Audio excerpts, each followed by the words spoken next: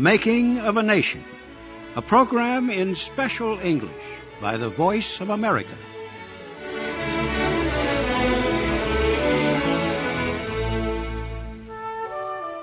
I'm Morris Joyce. Today, Frank Oliver and I continue the story of American President Grover Cleveland. Grover Cleveland began his second presidency in 1893. His two terms were separated by the presidency of Benjamin Harrison. Cleveland took office again just as the United States was entering an economic depression. Businesses failed. Banks closed their doors. Workers lost their jobs. And farmers lost their farms. President Cleveland believed the depression was caused by the government's money policy. At that time, both gold and silver were used to support the value of the American dollar. In Europe, however, only gold was used. American investors and bankers were afraid their money would drop in value because of the use of silver. They began exchanging their money for gold. President Cleveland wanted to return to the gold standard, too. To do this, he had to urge Congress to kill a law which forced the government to buy silver. Before Congress began its debate, the president discovered a cancer in his mouth. The cancer needed to be removed immediately, but the operation had to be kept secret. News that the president's life was in danger could have an effect on the debate. It could make the nation's economic crisis worse. So, the operation was done on a private boat in New York Harbor. Doctors removed some of President Cleveland's teeth and much of his upper left jaw. Then they removed the cancer. The operation took only a half hour. After a few weeks, doctors made Cleveland a new jaw out of hard rubber. He wore it without difficulty. A newspaper printed a story about the operation, but administration officials denied it. The facts did not become public for many years. When President Cleveland returned to Washington, he sent a message to members of Congress. He urged them to kill the law which forced the government to buy silver. He noted how people throughout the nation had been exchanging their paper money and silver for gold. He said he was afraid the Federal Treasury would soon run out of gold. Then it would have only silver to support the dollar. If that happened, he said, the United States no longer could claim to be a major nation. President Cleveland said, "The people of the United States have a right to a money recognized as such on every exchange and in every market of the world. Their government has no right to injure them by financial experiments that are opposed to the policies of other nations." After the president's message was read, the House of Representatives began its debate. A young congressman from Nebraska spoke in opposition to the president's position. His part in the debate made him famous throughout the nation.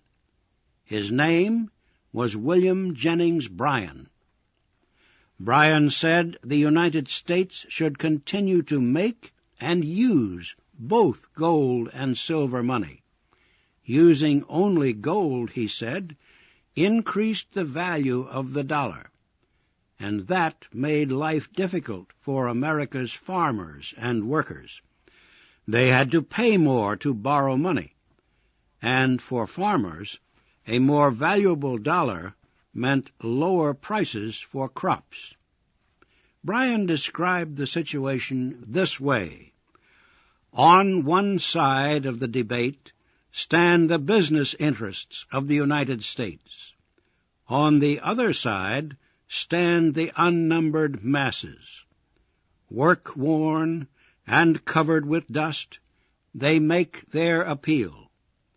But too often their cry for help has sounded hopelessly against the outer walls, while others, less deserving, find easy entrance to the halls of Congress. The President is wrong to act on the demand of the business interests. He can no more judge the wishes of the great mass of our people by the words of these middlemen than he can measure the ocean's silent depths by the foam upon its waves. No other congressman spoke as well as William Jennings Bryan. Yet his words could not save the Silver Purchase Law. The House of Representatives approved President Cleveland's proposal to kill the law. The Senate did too. The United States was firmly on the gold standard. Everyone, especially President Cleveland, waited for the economy to improve. It did not. More businesses failed. More workers lost their jobs. Tens of thousands of men left their homes to look for work. Some of these men began to unite in protest groups they called industrial armies.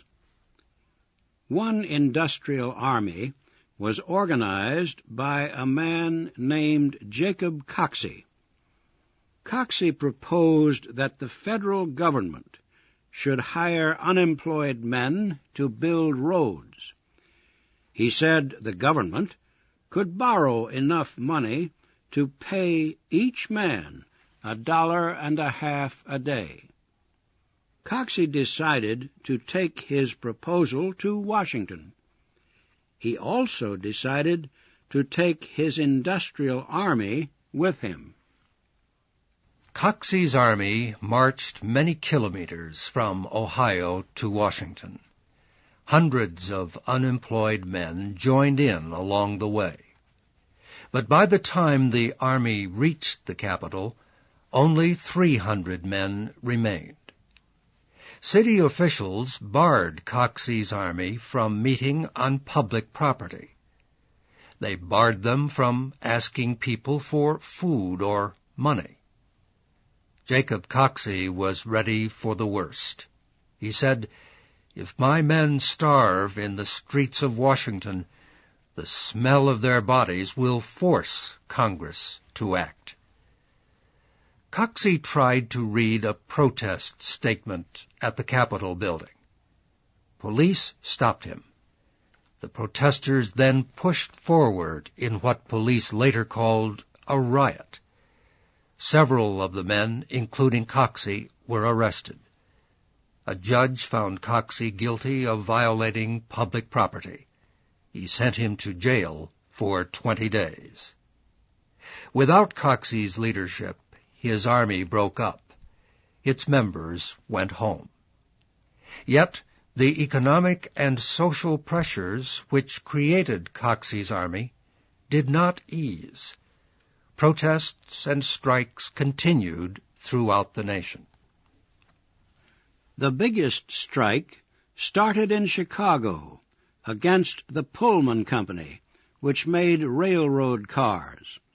The man who owned the company, George Pullman, also owned the town where his workers lived. He owned the stores, the houses, the schools, and the library. When the economic depression began in 1893, George Pullman cut the size of his workforce. Those still working received less pay, yet Pullman did not reduce the cost of rent for his houses. Anyone who protested lost his job. In the spring of 1894, a labor union organizer went to George Pullman's town. He was Eugene Debs, leader of the American Railway Union. Pullman did not want his workers to belong to a union, but he did not stop them at first. More than 4,000 workers joined. Immediately, the new union members voted to go on strike against the Pullman Company. Other members of the union supported them. They agreed not to work on trains that included Pullman cars. Within a few days, 60,000 railway workers were on strike. 20 railroads were closed down. Union leader Eugene Debs attempted to keep the strike peaceful, but he could not control strikers all over the country.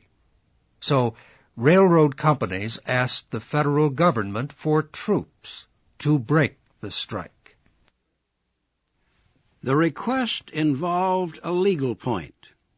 America's Constitution says federal troops cannot be sent to a state unless the state government asks for them, and no state government had asked for them.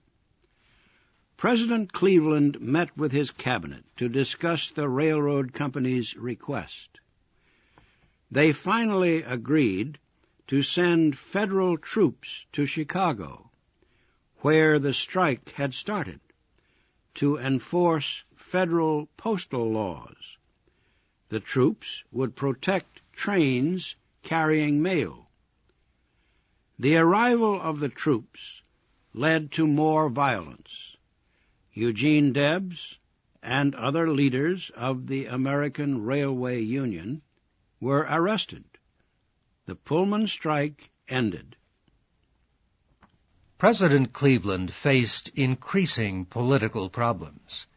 Organized labor denounced him for using federal troops to break up the Pullman strike. Farmers and Westerners attacked him for opposing the use of silver money. And everyone blamed him for not doing more to end the Depression. These political problems would have a great effect on the next presidential election. That will be our story next week.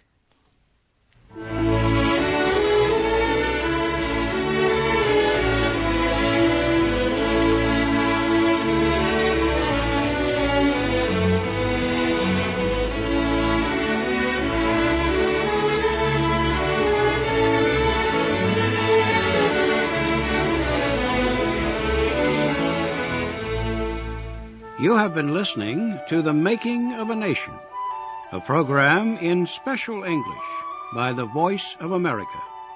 Your narrators were Frank Oliver and Morris Joyce. Our program was written by Frank Beardsley.